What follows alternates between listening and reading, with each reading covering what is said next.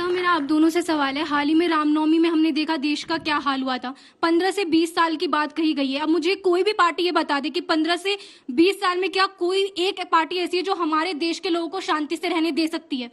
जवाब दीजिए। हाँ, ये तो बहुत अच्छी बात कही। एक ही पार्टी है जो शांति से रहने दे सकती है, बाकी सब पार्टियां अशांति के लिए ही लगी हुई है।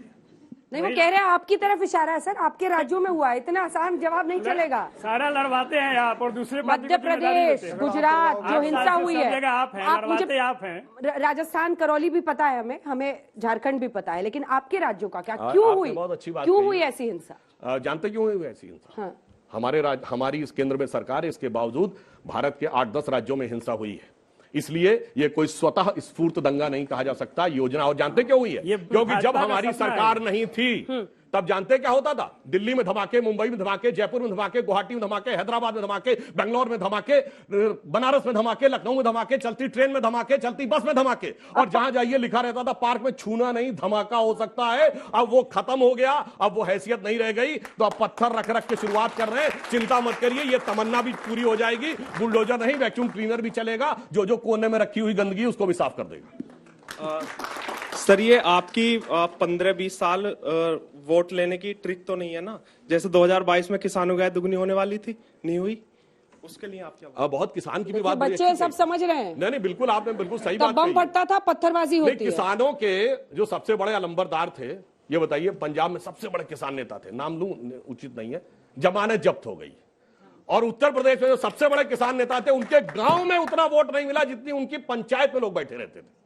इसलिए पता लगता है कि एक क्रिएशन ऑफ ए इकोसिस्टम और धरातल पे यथार्थ में जमीन आसमान का अंतर है। तो क्यों वापस लिया फिर तीनों कृषि कानून आपने? हाँ, प्रधानमंत्री जी ने तो बोला था। तो जब माहौल बन रहा था तो क्यों वापस? प्रधानमंत्री जी ने क्या बोला था? प्रधानमंत्री जी ने कहा था, कई बार होता यह है कि आप सही बात होने के बाद भी यदि परिवार का एक सदस्य उसको मानने को तैयार नहीं, तो परिवार के मुखिया के रूप में उदार हृदय देते हुए उन्होंने उसको विड्रॉ किया था, क्योंकि उसमें देश विरोधी शक्तियां आकर अपना महीना लग गया कर रही थी उदार होने। अगला सवाल मेरा समाजवादी पार्टी और इनसे प्रश्न है कि ये कहते हैं कि जातिवाद किसानों के ऊपर जो बीजेपी और बांटती है लोगों को, और उनको ओबीसी वगैरह वालों को कोई अपने इस पे रहने नहीं देते किसी भी रिजर्वेशन वगैरह में। तो मेरा ये कहना है, जब चुनाव आते हैं, लोकतंत्र का इतना बड़ा पर्व होता है, तो उस पर्व में जो पार्टी जीत रही है, 5 स्टेट में से 4 में जीत गई, अगर उनको सबने वोट दिए हैं तो वो फिर मुद्दा ही आपका खत्म हो जाता है ना। इस बारे में आप बोले। ये भाजपा के लोग हैं, आरएसएस के लोग हैं, लोगों को गुमराह करके रखते हैं। अच्छा, जनता गुमराह होकर वोट दे देती है। ये लोगों को गुमराह करके रखते हैं, ये लोगों को नए नए ख्वाब दिखाते हैं। जनता की गलती है। किसानों को आय दुगनी करते हैं, किसानों को जितनी आई थी उतनी भी नहीं रही, अगर आप देखें आंकड़े उठाकर। ये मजदूरों के उत्थान की बात करते हैं, मजदूर दम तोड़ रहा है, मर रहा है। आजादी के बाद जब से भाजपा की सरकार इस देश में आई, सबसे ज्यादा किसानों ने आत्महत्या की है। गुजरात में सबसे ज्यादा की है, मध्य प्रदेश में उसके बाद की है, और जहां भाजपा की सरकार है बिहार में और जो गोवा में, वहां भी किसानों ने आत्महत्या की है। तो किसानों की तो ये बात ही नहीं करते, मजदूरों की बात ही नहीं करते। करेंगे जब चुनाव आएगा उस तब बात करेंगे ये। लेकिन जितना उत्पीड़न किसानों को ये करते हैं, नौजवानों को ये करते हैं, ये वो सरकार है। हालांकि सरकार बनाने में कामयाब हो गए। उनका जवाब पहली लाइन में दे दिया, जनता की गलती। नहीं, मैंने ये नहीं कहा, मैंने ये नहीं कहा, मैंने ये नहीं कहा। पहली लाइन यही, मैंने ये कहा कि ये जनता को गुमराह करके रखते हैं, ये जनता को दूसरी तरफ का आईना दिखाते हैं। जाके कमल पे बटन दबा देती है, गुमराह देख सके। ये कहते हैं कि ये ठीक है, तो जनता इनके बहकावे में आ जाती है।